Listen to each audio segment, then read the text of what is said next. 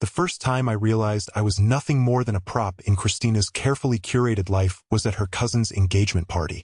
The room smelled like expensive perfume and overpriced wine, a nauseating combination that clung to my throat. I stood there, clutching a wine glass like it was the only thing anchoring me to reality, while Christina held court in the center of the room, her laughter ringing out like a bell, sharp and deliberate. I'd been trying to explain my job as a middle manager at a local supply chain company to her cousin's fiancé, a guy who ran some hedge fund or whatever. My voice faltered as I stumbled over my words, my stammer creeping in like it always does when I'm nervous. Christina swooped in, her smile razor-sharp, and said, "Oh, Daniel's being modest. He's essential to keeping the warehouse running. Isn't that right, honey?" Her tone was sweet, but her eyes were cold, and the way she said warehouse made it sound like I was scrubbing floors for a living. The fiancé smirked, and the conversation shifted to their latest ski trip to Aspen.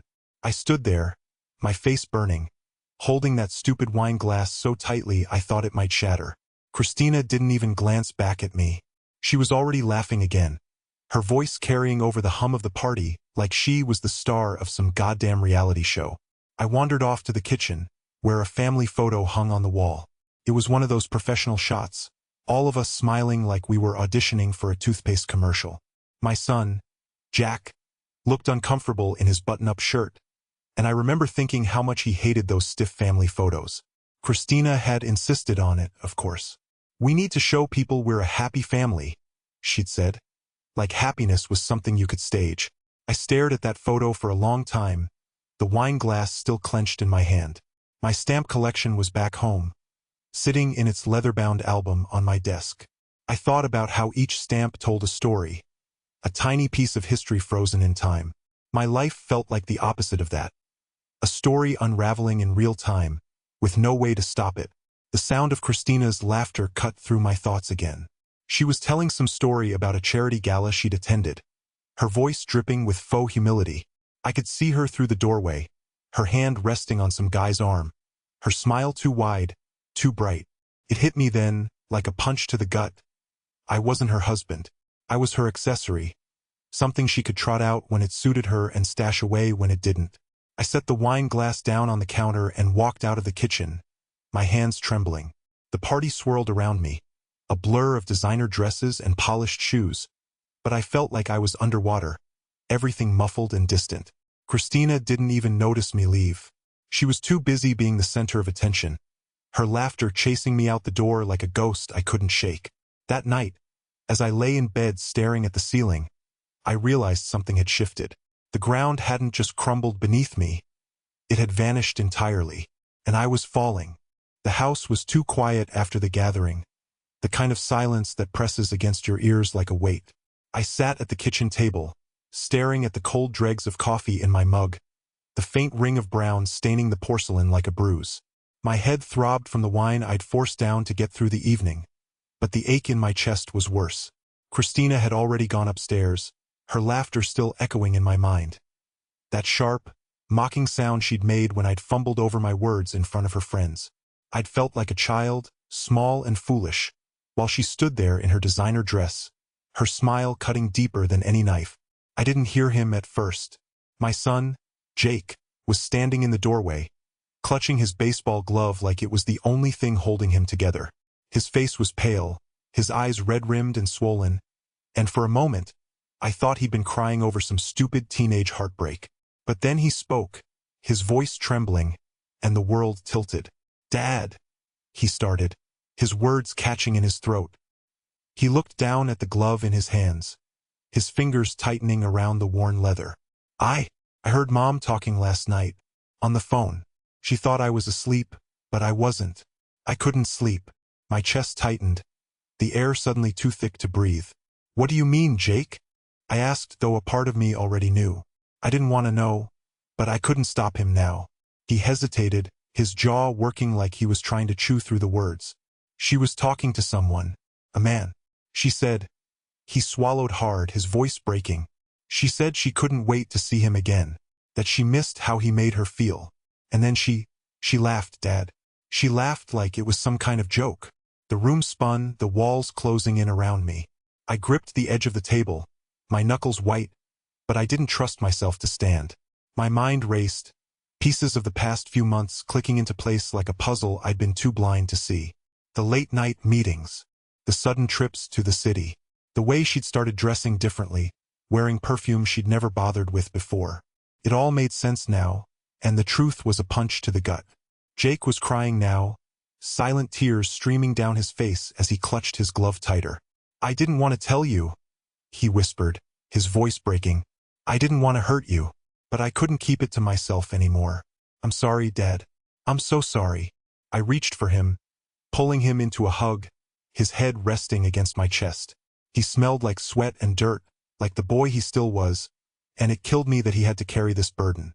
My hands trembled as I held him, my mind a storm of anger and grief and disbelief. Christina had done this. She dragged our son into her mess, forced him to carry the weight of her lies. And for what? Some cheap thrill? Some fleeting moment of excitement? "It's not your fault, Jake," I said, my voice rough with emotion. "You didn't do anything wrong. You were brave to tell me." He nodded against my chest, his tears soaking through my shirt, and I held him tighter. The anger burned in my chest, hot and raw, but I couldn't let it out. Not yet. Not in front of him. He didn't need to see that. He didn't need to see the man I was becoming. When he finally pulled away, his face was streaked with tears, his eyes hollow with exhaustion. "What are you going to do, Dad?" he asked, his voice small and uncertain. I didn't have an answer for him, not one I could say out loud. All I knew was that the illusion of our perfect marriage, the life we'd built together, was gone, shattered. And as I sat there, holding my son, I felt the first flicker of something new, a resolve, cold and unyielding, that would carry me through whatever came next. The house smelled faintly of lavender and burnt coffee, the kind of scent that lingers when someone's been up too late, pacing. I found her in the kitchen, her back to me, scrolling through her phone like the world hadn't just cracked open beneath us. The broken vase from last night's argument still sat in pieces by the trash can, its jagged edges catching the morning light. I'd knocked it over when I'd slammed my fist on the counter, demanding answers. Now, the shards felt like a metaphor I didn't have the energy to unpack. "Christina," I said, my voice low, steady. Surprised even me. I'd expected it to shake, to betray the storm inside. She didn't turn around, just tilted her head slightly, as if my presence was an inconvenience. "What now, Daniel?" she sighed, still scrolling. Her nails tapped against the screen, a rhythm that made my jaw tighten. I stepped closer, the unopened bank statement in my hand crumpling under my grip. "I'm not stupid," I said. "I know what's going on." She finally turned, her face a mask of practiced calm. "And what exactly is going on, Daniel? Enlighten me." I felt the words catch in my throat, like they were too heavy to push out. "You're seeing someone. Don't lie to me." Her laugh was sharp, like glass breaking. "Oh, here we go again. You're paranoid, insecure, always looking for something that isn't there." I tossed the bank statement onto the counter. It slid toward her, the numbers on the page glaring under the fluorescent light. "Then explain this. Why are there withdrawals I didn't make? Why are you suddenly so busy with work every night?" She glanced at the statement, her expression unreadable. "You're really going to do this? You're going to accuse me of something because of a few numbers on a piece of paper?"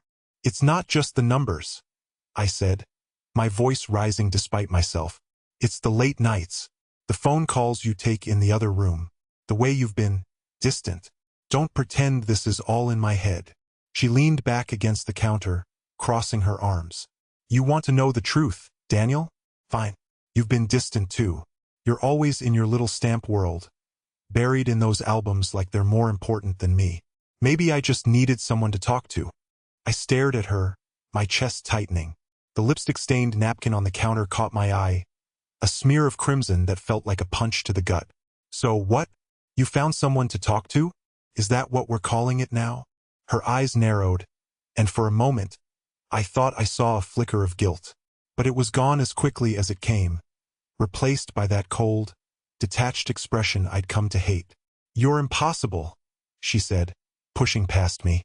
"I'm not doing this with you." I watched her walk away, her heels clicking against the tile like a countdown to something I couldn't name. The broken vase glinted in the corner of my eye, and I wondered if it was too late to pick up the pieces of the vase, of us, of anything. But even as the thought crossed my mind, I knew the answer.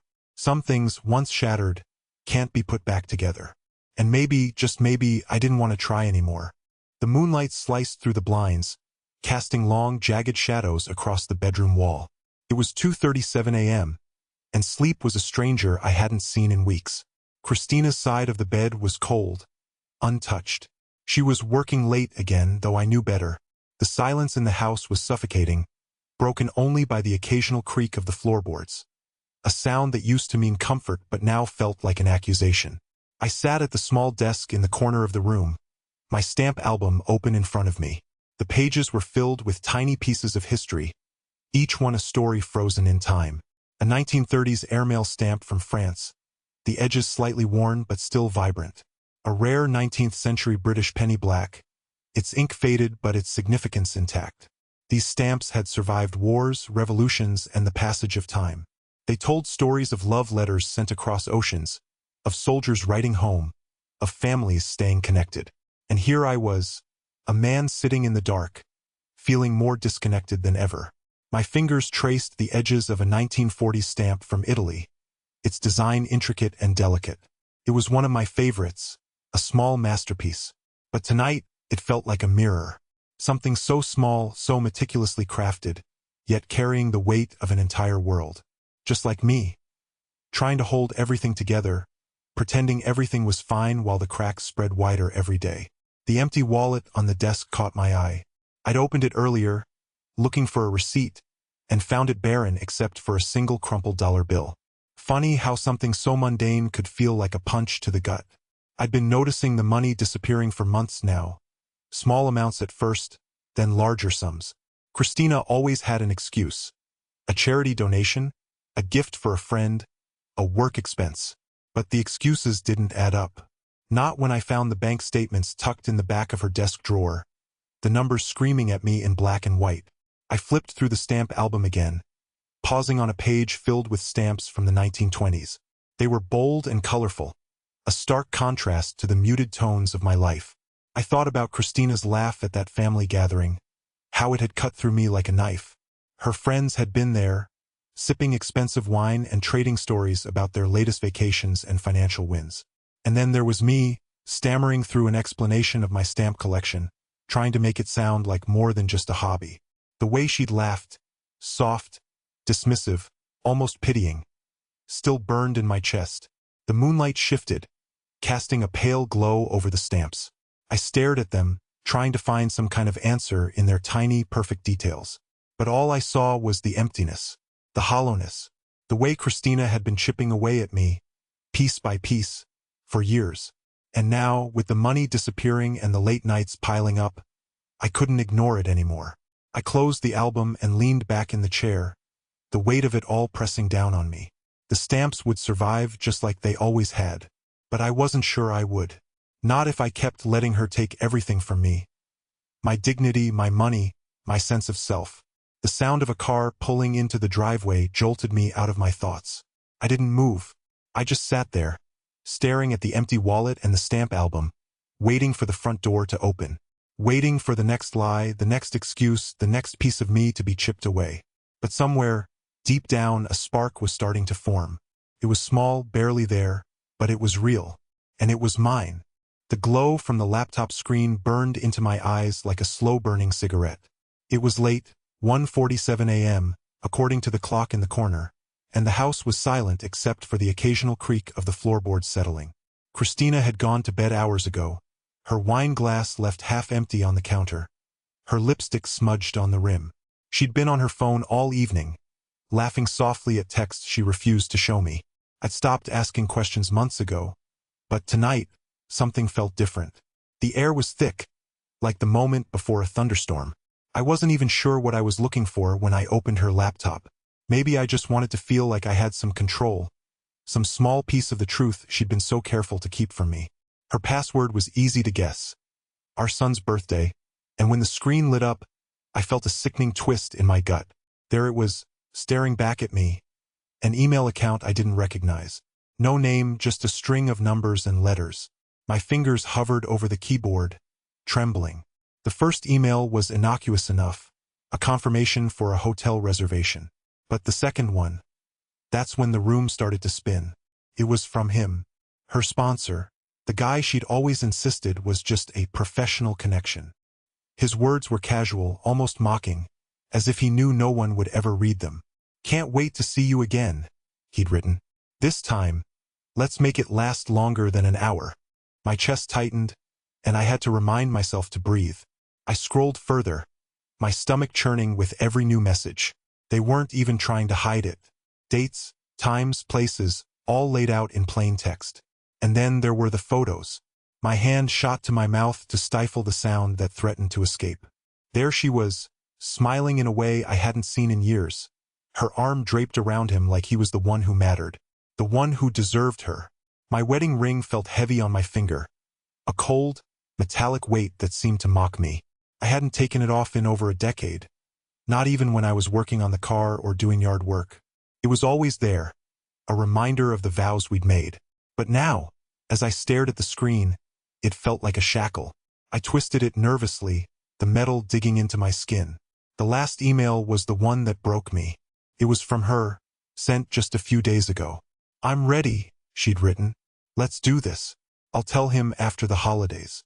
He'll never see it coming." The words blurred as my vision swam with tears. After the holidays, like I was just some inconvenient obstacle to be cleared away. Like our marriage, our life, was nothing more than a speed bump on her way to something better. I closed the laptop carefully, my hands shaking so badly I almost dropped it. The room felt darker now, the glow from the screen replaced by a suffocating blackness. I sat there for what felt like hours, my mind racing, my heart pounding in my ears. The wedding ring felt heavier than ever, a constant, aching reminder of everything I'd lost, or maybe everything I'd never really had. And then, slowly, something shifted. The anger that had been simmering beneath the surface began to boil over, hot and sharp and unstoppable. I wasn't going to sit here and let her destroy me. Not anymore. If she wanted a war, she was going to get one. But this time, I'd be the one holding all the cards. The bathroom mirror was fogged from the shower Christina had taken before leaving for her book club meeting. I wiped the steam away with my sleeve, staring at my reflection like a stranger. The bags under my eyes were darker than I remembered, and my hair, grayer. But there was something else in that face now, something sharp and alive. A flicker of the man I used to be before she hollowed me out. I reached for the notebook on the sink counter, the one I'd started carrying with me everywhere. It wasn't much, just a cheap spiral-bound thing I'd picked up at the drugstore. But inside it held everything. Dates, times, locations. Every late-night meeting. Every suspicious withdrawal from our joint account. Every hushed phone call she thought I couldn't hear. My handwriting was shaky at first, but now it was firm, deliberate. Each page felt like a brick in the wall I was building between her lies and the truth.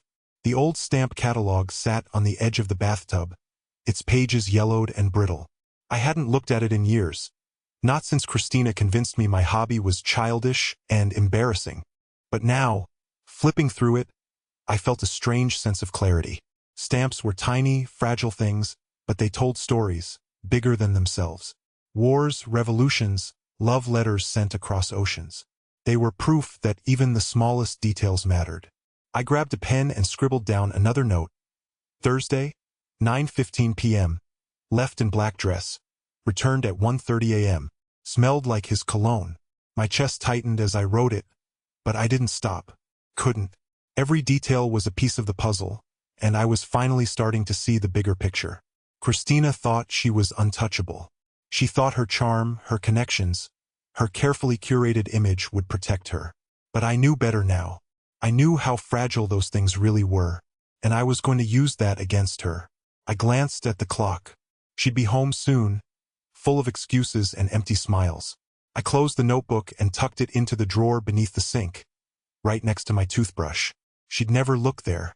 She never paid attention to the things that mattered to me. As I turned off the bathroom light, I caught my reflection one last time. The man staring back at me wasn't the same one who'd stood there a month ago, broken and defeated. He was sharper, angrier, and for the first time in a long time he had a plan. I walked into the living room and sat down on the couch, flipping through the stamp catalog like it was the most natural thing in the world. When Christina walked in, her heels clicking against the hardwood, I didn't look up. Let her think I was still the same passive, clueless husband she could manipulate. Let her think she was safe. But she wasn't. Not anymore. The crackle of static from the phone charger was the only sound in the room besides her voice. I sat there, frozen, the recording device clutched in my hand like a lifeline. Christina was in the kitchen, her laughter spilling out like champagne. Sparkling, effervescent, and completely careless. She thought I was upstairs, probably asleep, or worse, too meek to notice. But I was here, crouched in the dim light of the living room, listening to her spin lies so effortlessly it made my stomach churn. "Oh, you're terrible," she giggled, her tone dripping with a flirtatiousness I hadn't heard in years. Not directed at me, anyway. But I love it. My knuckles tightened around the recorder, the plastic edges digging into my palm. The sound of her voice, so light and free, was like a knife twisting in my chest. I could picture her leaning against the counter, twirling a strand of her hair, the way she used to do when we first met. Only now it wasn't for me. It was for him. The cracked teacup on the coffee table caught my eye, its jagged edges catching the faint glow of the streetlight outside. It had been a gift from her mother, something she'd always claimed was precious. Yet there it sat, abandoned and broken, just like everything else in this house. I stared at it, wondering if she even noticed it anymore. Did she notice anything? Or was I just part of the furniture now, something to step around on her way to whatever or whoever made her feel alive? Her voice dropped to a whisper, and I strained to hear. "I'll see you tomorrow," she murmured, her words like a secret shared between lovers. Same place, same time. The blood rushed in my ears, drowning out everything else for a moment. Same place, same time. How many times had they met like this? How many times had she looked me in the eye and lied, her face a mask of innocence? I glanced down at the recorder, the red light blinking steadily, capturing every word. It felt surreal, like I was watching someone else's life unravel instead of my own.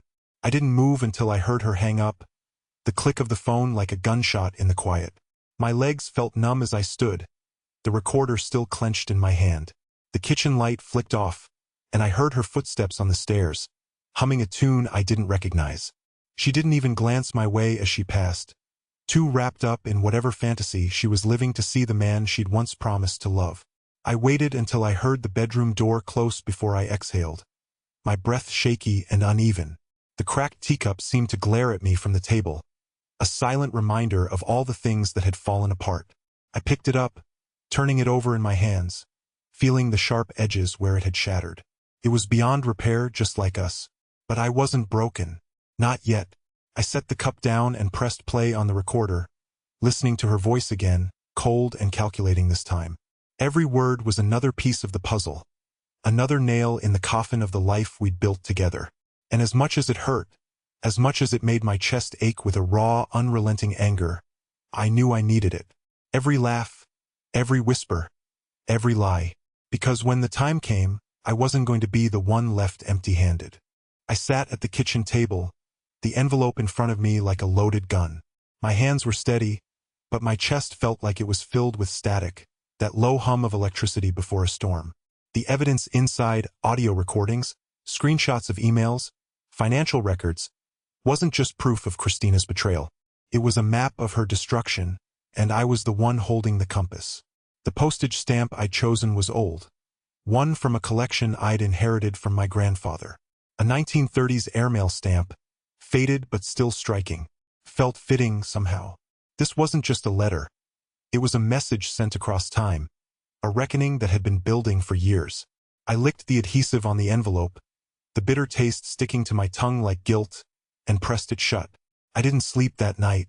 The weight of what I was about to do sat heavy on my chest, a constant reminder that this wasn't just about revenge. It was about survival.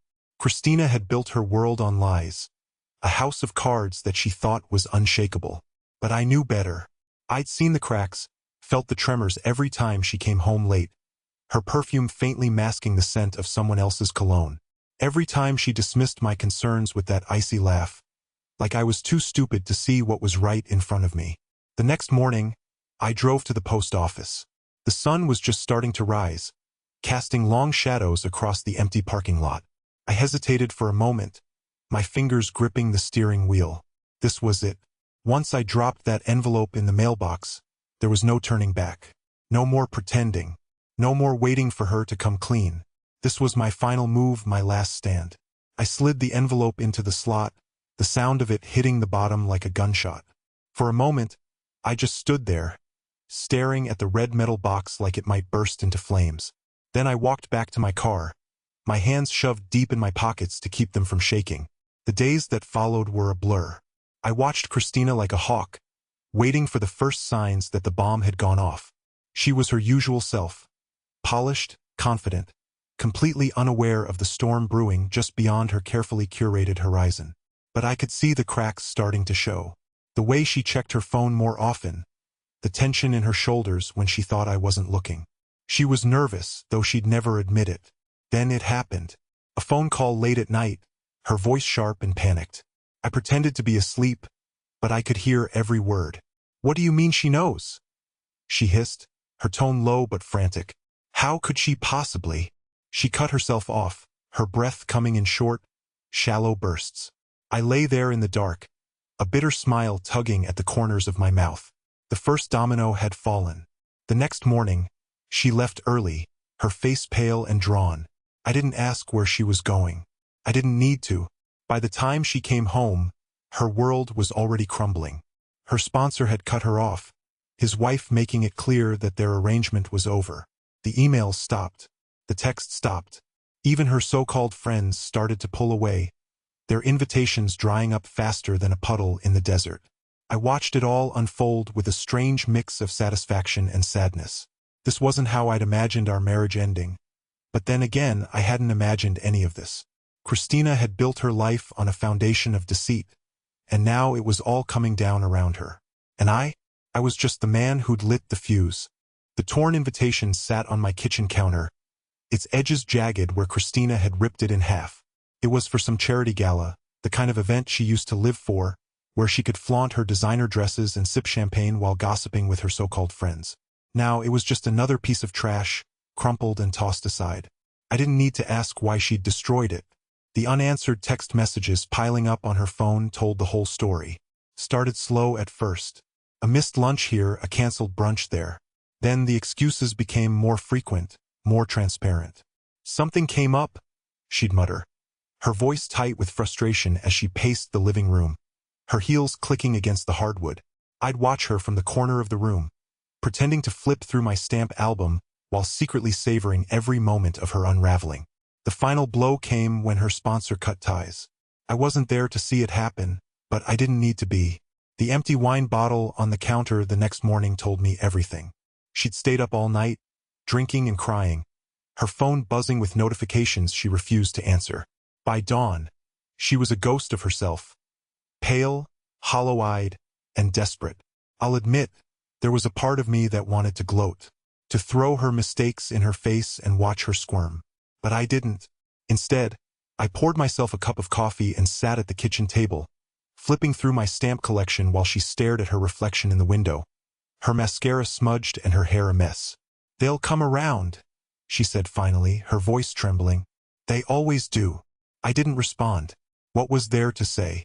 The truth was written all over her face, in the way her hands shook as she reached for the wine bottle, only to find it empty. Her carefully constructed world was crumbling, and there was nothing she could do to stop it. The days that followed were a blur of unanswered calls and unopened invitations. Her phone buzzed constantly, but she never answered. Not when her so-called friends called to check in. Not when her sponsor's wife left a voicemail that I could only imagine was filled with venom. Christina had become a pariah, and the isolation was eating her alive. I'd be lying if I said I didn't feel a flicker of satisfaction watching her scramble to salvage what was left of her reputation. But it wasn't the kind of satisfaction that came from victory.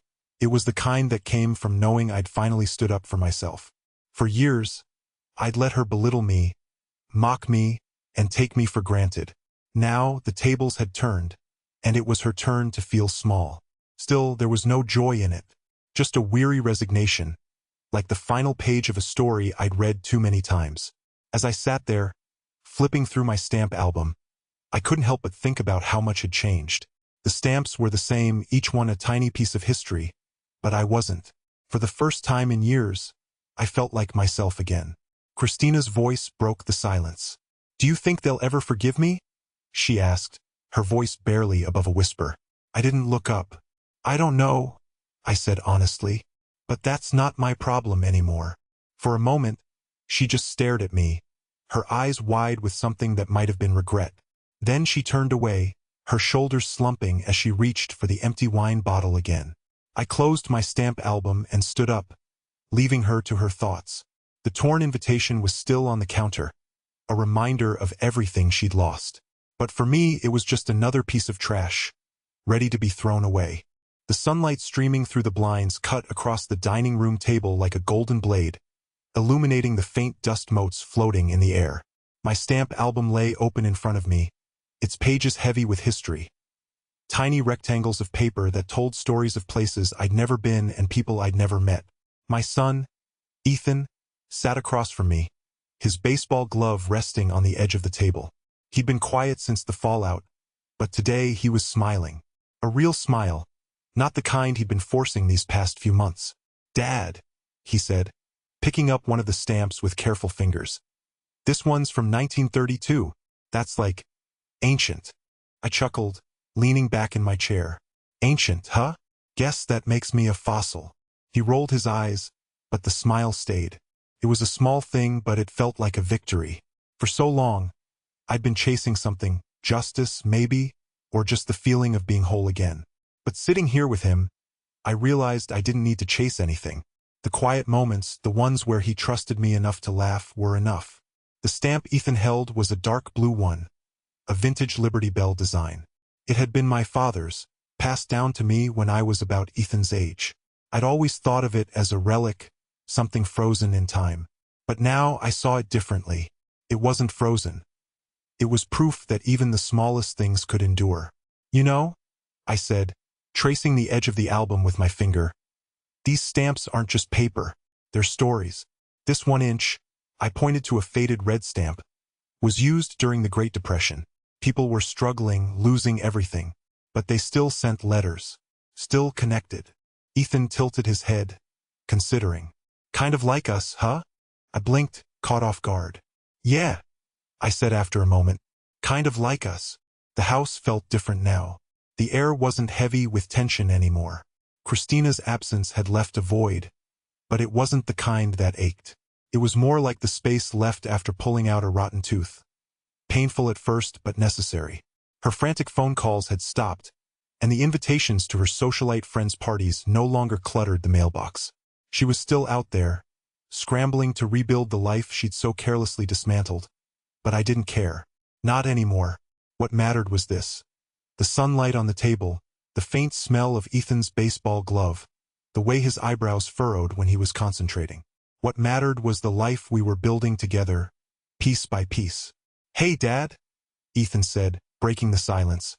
"Can we go to the park later? Maybe toss the ball around?" I smiled, closing the stamp album. "Yeah, buddy, we can do that." As we stood to leave, I glanced at the clock. It was just past noon, the day stretching out in front of us like an open road. For the first time in a long time, I felt like I was exactly where I was supposed to be. Revenge had never been about Christina.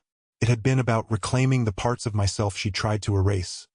My dignity, my worth, my ability to trust. And now, with Ethan by my side, I felt like I'd finally done that. The stamps would stay in their album, their stories preserved. But ours? Ours was just beginning.